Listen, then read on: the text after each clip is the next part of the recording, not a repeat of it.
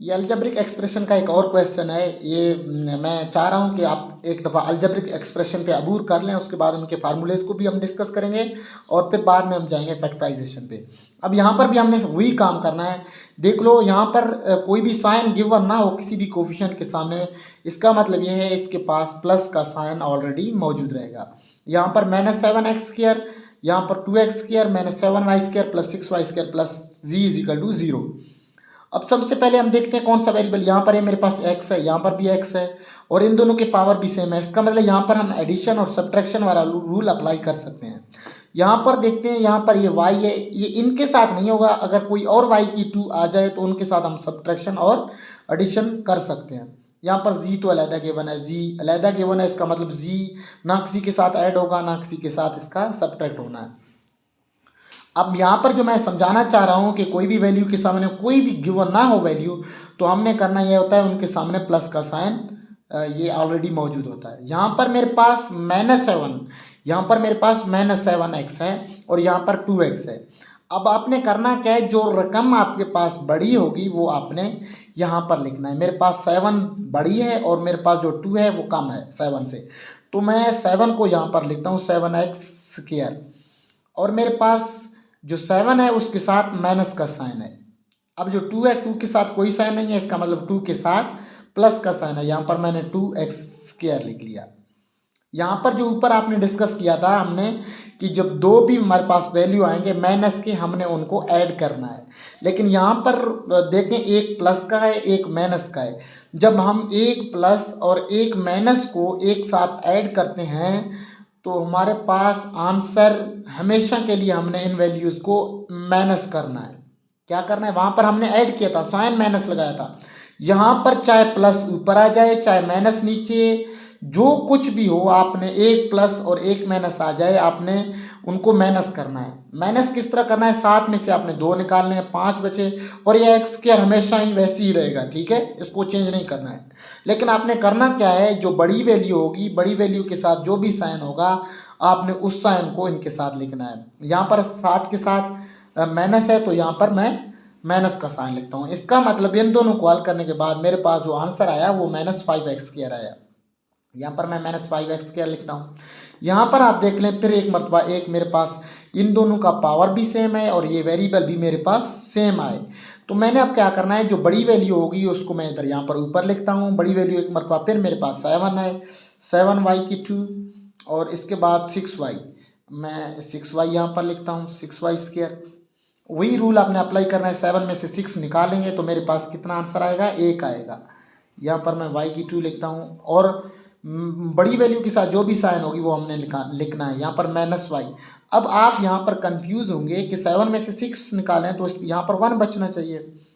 अगर किसी भी कोफिशिएंट किसी भी वेरिएबल के सामने कुछ भी नहीं लिखा है तो उसका मतलब ये हमारे पास अंडरस्टूड है, उसके सामने 1 है ही है।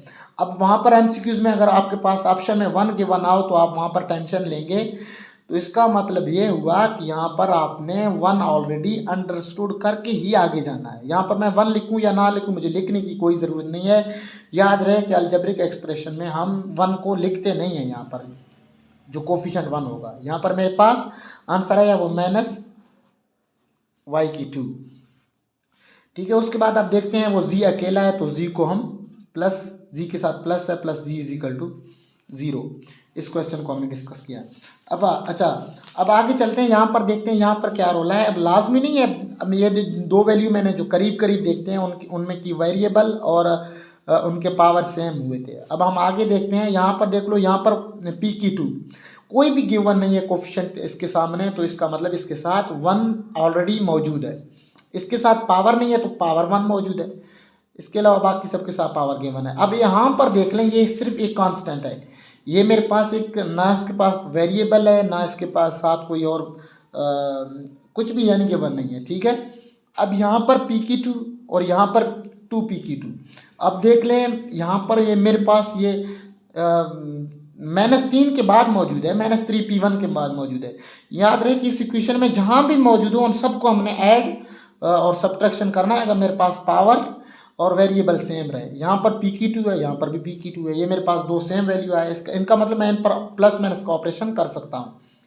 तो मैं देख लो यहाँ पर पी की 2 लिखता हूँ सबसे पहले, और इसके बाद यहाँ पर ये जो 2 है इसके साथ सामने भी प्लस है, ये 2p की 2, और इसके अलावा कोई भी मेरे पास गिवन नहीं है। तो ये इसके साथ कोई गिवन नहीं है, इसके बाद 3 गिवन है। p की 2 को मैं वैसे p की 2 लिखता हूँ, ये यहाँ पर 2 + 1 मेरे पास 3, यानी इनको सॉल्व करने के बाद मेरे पास जो आंसर आता है वो 3p2, 3, ये 3p2 मेरे पास इसका आंसर है।